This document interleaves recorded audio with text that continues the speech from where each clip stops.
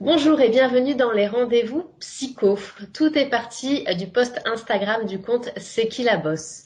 Cette préparatrice en pharmacie explique qu'elle est devenue celle qui fait pleurer les enfants pour les tester coûte que coûte. Elle cite: les enfants pleurent, se débattent, hurlent à la mort, sont maintenus de force par leurs parents, eux aussi à bout, bien évidemment. Un constat alarmant et à grande échelle. Pour en parler avec nous, Delphine Pi, psychologue spécialisée en thérapie cognitive et comportementale, est avec nous. Bonjour Delphine. Bonjour. Première question, comment préserver au maximum les enfants? C'est aux parents de réussir à réguler leurs propres émotions pour éviter de les transférer à leurs enfants. Donc on peut dédramatiser l'événement, essayer d'adapter son vocabulaire selon l'âge de son enfant, répondre à toutes ces questions, mais sans être dans l'anticipation. Donc on va vraiment juste répondre aux questions de l'enfant sans forcément essayer de le rassurer sur quelque chose qui ne l'inquiétait pas.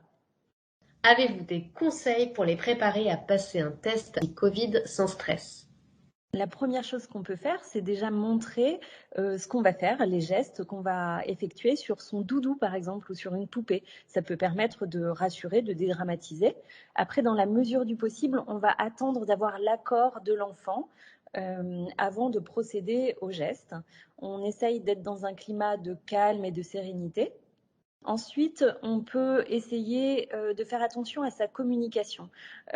Souvent, on est dans une communication négative. Imaginez-vous à la place d'un enfant, si je lui dis tu ne vas pas avoir mal, c'est pas douloureux, ça va pas durer longtemps. En fait, l'enfant, il va pas vraiment entendre les négations. Lui, ce qu'il va entendre, c'est avoir mal, c'est douloureux et longtemps. C'est tout ce qu'il va entendre. Donc, dans la mesure du possible, on va essayer de formuler de façon positive. Par exemple, rassure-toi, ça va aller vite, tu vas rester confortable, ça chatouille un tout petit peu. Et en disant ça, finalement, ça va rassurer tout de suite l'enfant.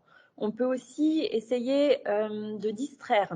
Ça, c'est ce qu'on appelle l'hypnose conversationnelle. C'est-à-dire qu'on peut soit demander à l'enfant de faire attention à sa respiration ou de compter sa respiration, en combien de temps il inspire, en combien de temps il expire.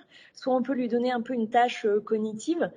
Tiens, est-ce que tu peux me donner 5 animaux qui commencent par la lettre M, par exemple, ou même faire des blagues ou donner une information qui va créer de la surprise ou qui veut rien dire, parce que comme ça, l'enfant va être interpellé et il n'a pas le temps de réfléchir à ce qui se passe ou il n'est pas connecté finalement à ses sensations à ce moment-là. On attire en fait son attention ailleurs, dans une autre direction. Tout C'est à ça? fait. Oui, Bon, oui. ça, Donc, par exemple, on peut lui dire est-ce que tu as bien tourné ton escabeau ce matin? Vous voyez, ça veut rien dire.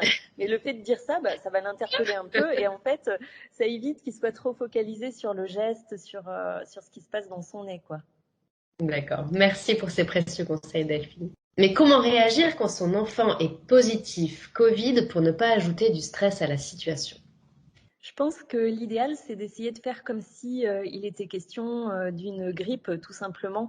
Donc, de pas surréagir, de rassurer si besoin, de répondre à ses questions et surtout de coucouner son enfant au maximum.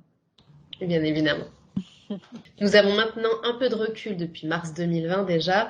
Quels sont les premiers effets de cette pandémie constatés sur les enfants? Alors, dans un premier temps, il y a eu énormément d'anxiété et de dépression, et notamment pas mal de tentatives de suicide, et notamment sur les très très jeunes, ce qui était quand même très inquiétant. Il y a eu une petite accalmie, et là, on voit que depuis la rentrée, l'anxiété s'invite de nouveau chez les enfants. Donc, c'est vraiment voilà, les troubles anxieux qu'il faut surveiller le plus. Donc des effets déjà constatés, mais y a-t-il des craintes à avoir sur de possibles conséquences à moyen et long terme pour les enfants? Alors, il y a peu d'études sur le sujet, mais celles qui ont été effectuées sur les adultes montrent qu'effectivement, après une crise sanitaire moins importante que celle-là, il y a des effets sur 2 à 3 ans par rapport à la santé mentale. Donc, on peut supposer qu'il y aura des effets sur les enfants. Après, les enfants sont très résilients, donc je pense que ce sera possible voilà, de les accompagner pour récupérer leur bien-être. Vous, Delphine Pi, en tant que professionnelle, y a-t-il des questions qui reviennent de manière récurrente? Alors, c'est souvent que les parents s'inquiètent sur les effets du port du masque par rapport aux enfants, notamment par exemple dans les crèches ou vraiment les assistantes maternelles qui portent des masques. Beaucoup de parents ont peur que ça bloque l'entrée dans le langage de l'enfant ou même que ça ait un impact sur sa capacité à remarquer, à repérer les émotions. C'est vrai que ça peut gêner certaines informations, mais malgré tout, il y a beaucoup de micro-expressions qui sont au niveau des yeux et du regard. Et il y a des études qui montrent que des enfants aveugles rentrent très très bien dans la communication. Donc je pense que on peut prendre du recul par rapport à ça. Et puis l'enfant n'est pas 100% de sa journée en contact avec des Oui. adultes masqués. Il y a aussi beaucoup les interactions à la maison qui sont importantes. Donc si il y a un petit retard, c'est vraiment quelque chose qui va s'atténuer dans le temps. Oui, ça pourra se rattraper, il n'y a rien de Oui, définitif, voilà, tout à il faut fait. se rassurer. Très bien. Des propos donc plutôt rassurants et on vous en remercie Delphine. Bien sûr, si vous rencontrez des problèmes face au Covid, donc vous et ou avec vos enfants, il ne faut pas hésiter à faire appel à un professionnel.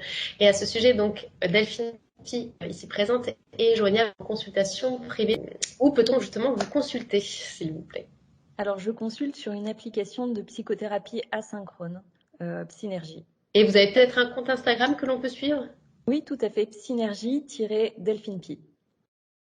Merci beaucoup Delphine et n'hésitez surtout pas voilà, à faire appel à Delphine si vous rencontrez un petit souci sur ce sujet-là. Elle saura bien sûr vous prendre en main et puis vous aider à avancer. Merci. Merci.